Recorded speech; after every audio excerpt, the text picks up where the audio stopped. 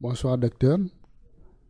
Tout d'abord, présentez-vous à nos chers internautes. Bonsoir, je vous souhaite la bienvenue dans ce complexe médical de la Corniche Ouest.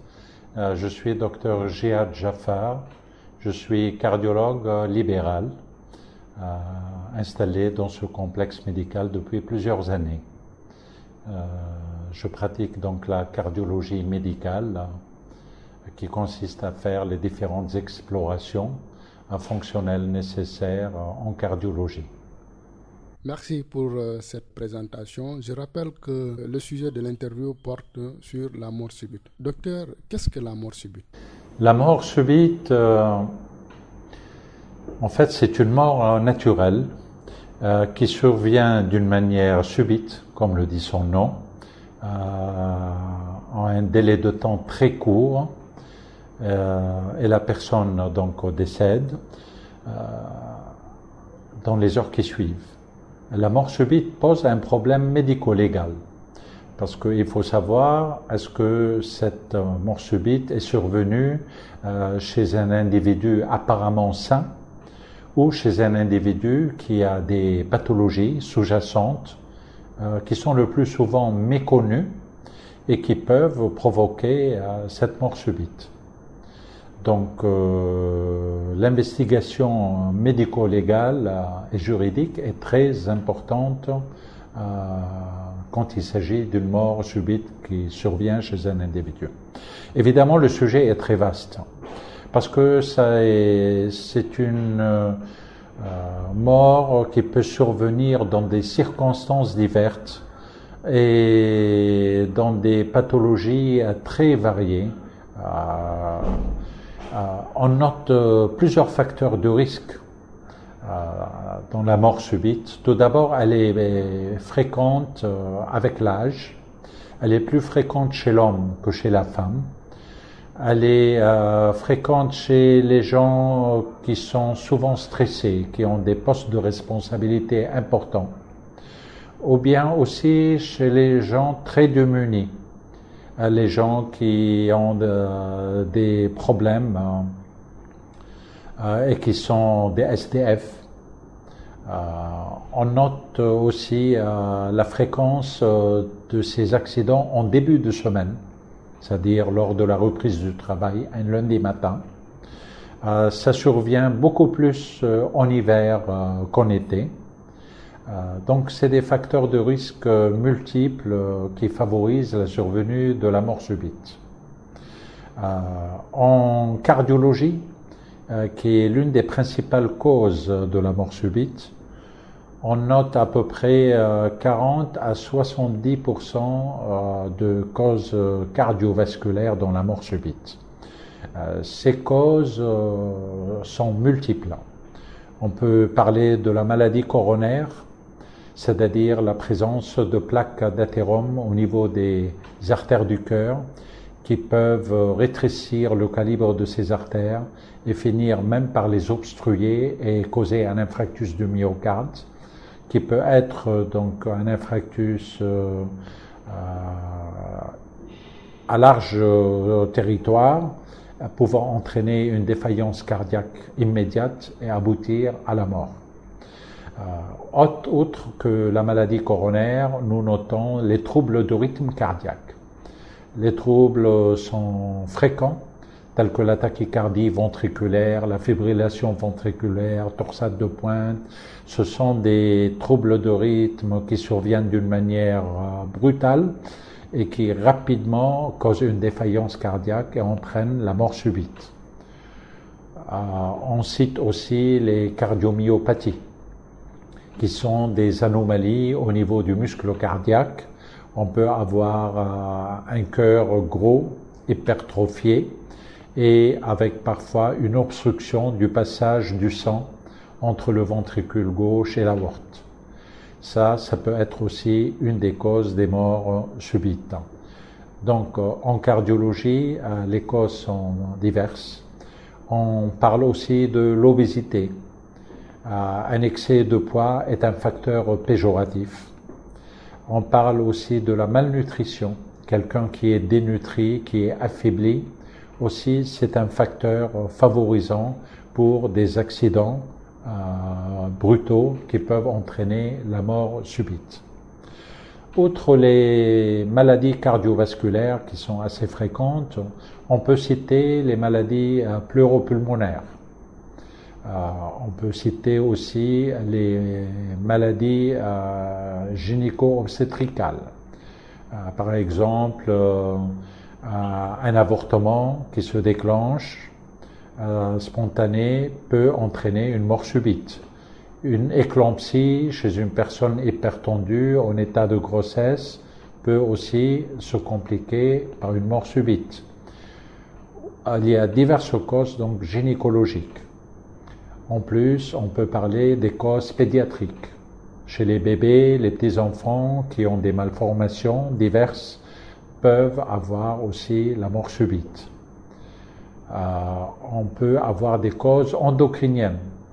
Par exemple, le diabète, une insuffisance rénale due à une néphropathie diabétique avancée peut être aussi un facteur de risque pour déclencher une mort subite. Vous voyez que les causes sont très diverses.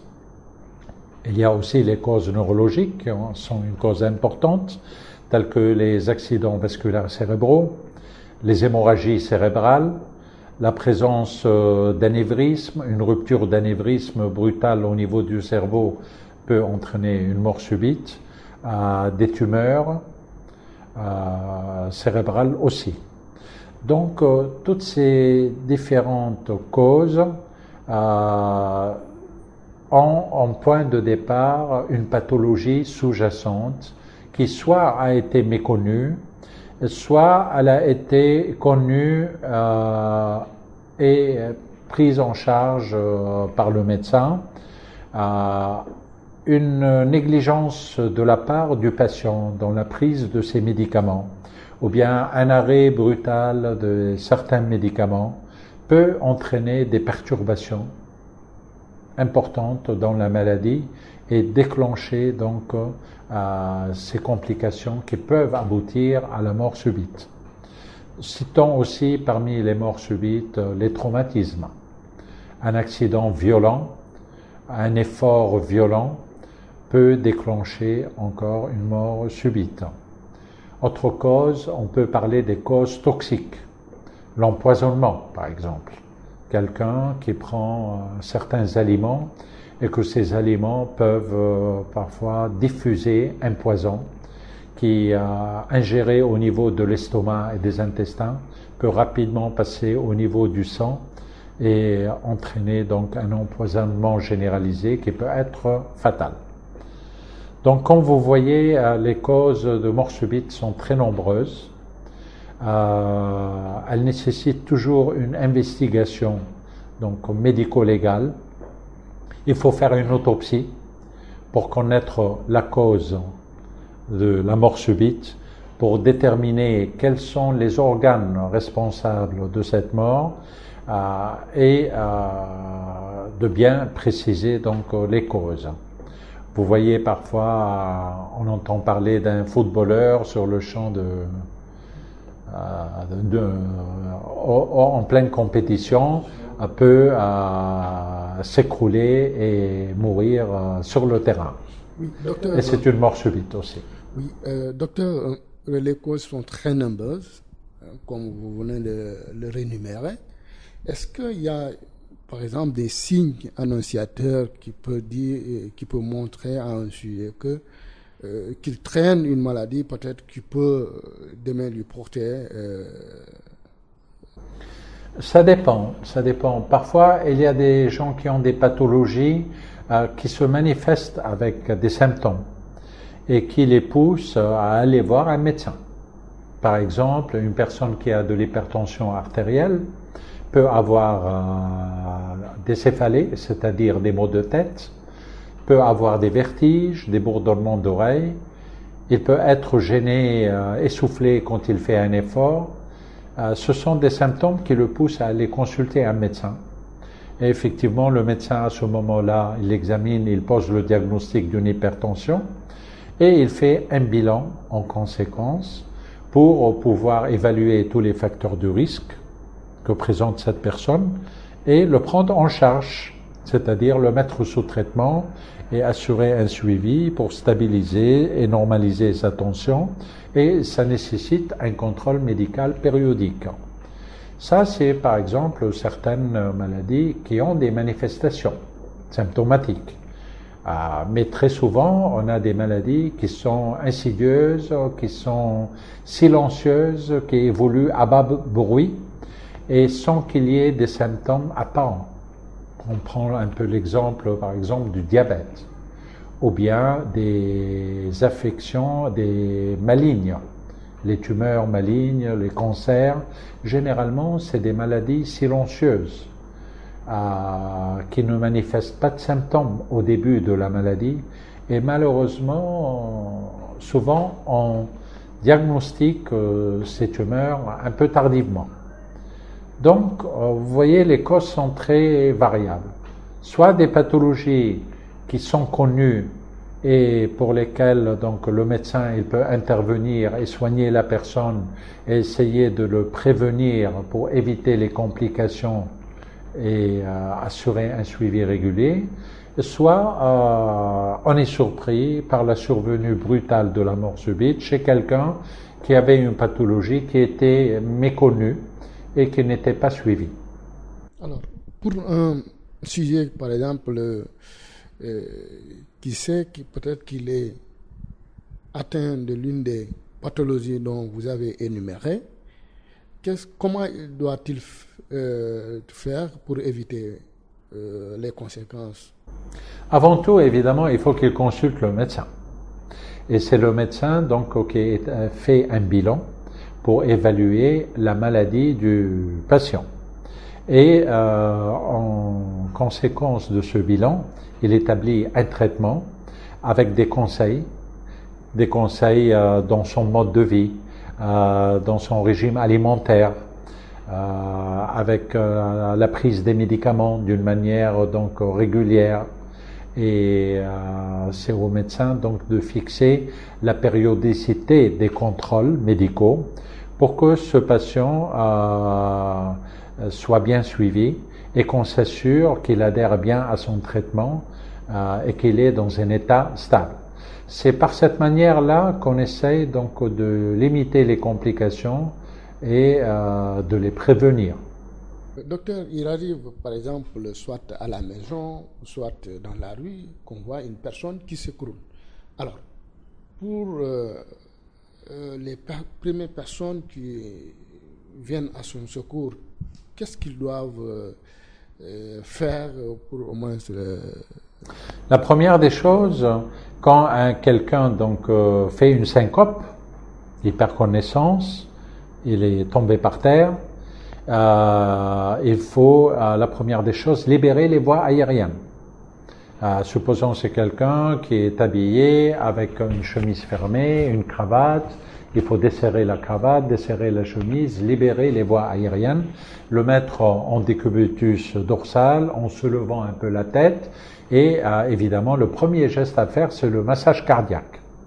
Le massage cardiaque qui consiste à donc masser le patient, on place les deux mains sur la poitrine, au milieu de la poitrine et on essaye de masser le cœur et d'insuffler bouche à bouche de l'air dans le patient pour lui apporter l'oxygène.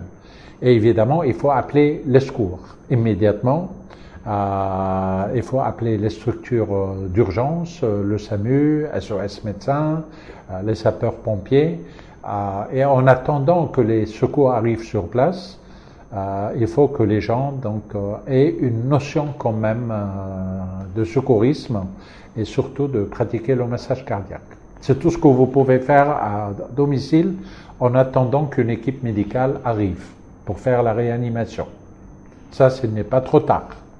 Parce que une mort subite avec un arrêt cardio-respiratoire au-delà de 3 minutes, on a des lésions cérébrales irréversibles. Donc, il faut agir immédiatement pour pouvoir donner une chance à ce patient de le sauver.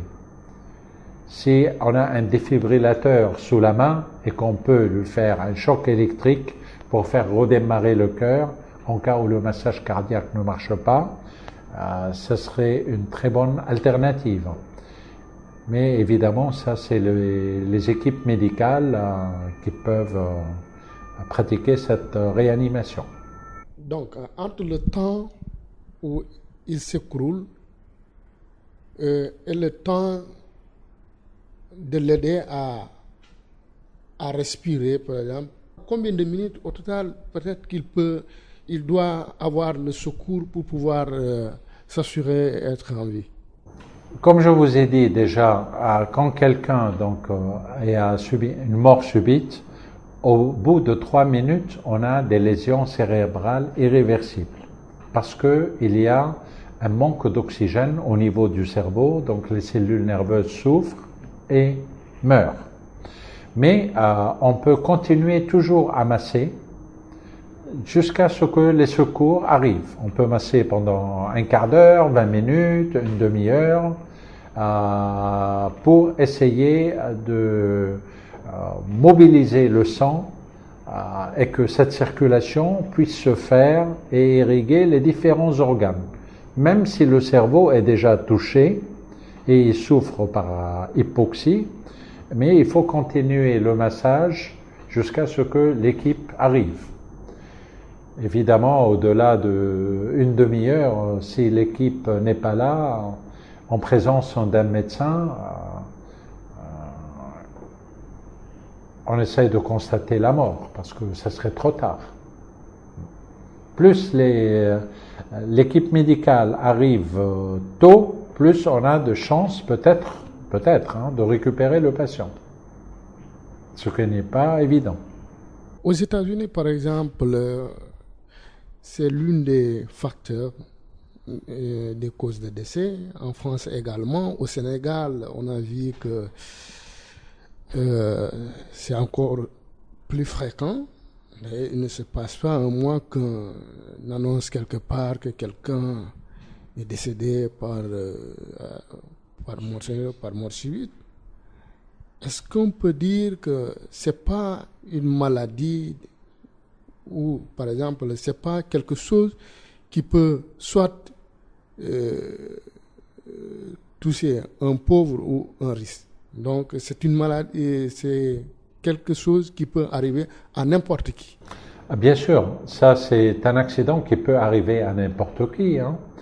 Tout d'abord, de point de vue statistique, il y a à peu près 1 personne sur 1000 qui peut mourir par mort subite. Et comme j'ai dit, c'est plus fréquent chez l'homme que chez la femme. La fréquence augmente avec l'âge, la fréquence augmente avec le stress dans le travail. Je vous ai cité le cas des gens de grande responsabilité, par exemple des PDG de sociétés qui ont beaucoup de stress et de pression dans leur travail. Ces gens sont exposés à faire des malaises, et parfois des malaises qui peuvent être graves et entraîner une mort subite. Les SDF, les gens pauvres, démunis dans la rue, qui sont sans ressources, malnutris, eux aussi c'est des gens fragiles. Donc ça touche le riche, ça touche le pauvre, ça touche tout le monde. Maintenant, il y a parfois des causes connues. Le patient peut avoir une maladie cardiovasculaire, un problème pulmonaire, un problème neurologique qu'on connaissait avant. Et très souvent aussi, il n'y a pas de cause connue. La mort subite arrive chez quelqu'un qui apparemment il est en bon état de santé, il est sain, et on ne trouve pas de cause. Et raison pour laquelle il faut faire une autopsie, c'est là où la médecine légale intervient pour connaître la cause de cette mort subite et savoir quel organe il en est responsable. Comme je vous ai dit, les gens démunis, malnutris,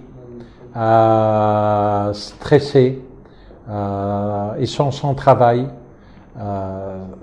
les toxicomanes, les gens par exemple qui prennent des drogues, ils sont fragilisés et c'est des gens plus exposés que d'autres par leur toxicomanie à faire des morts subites.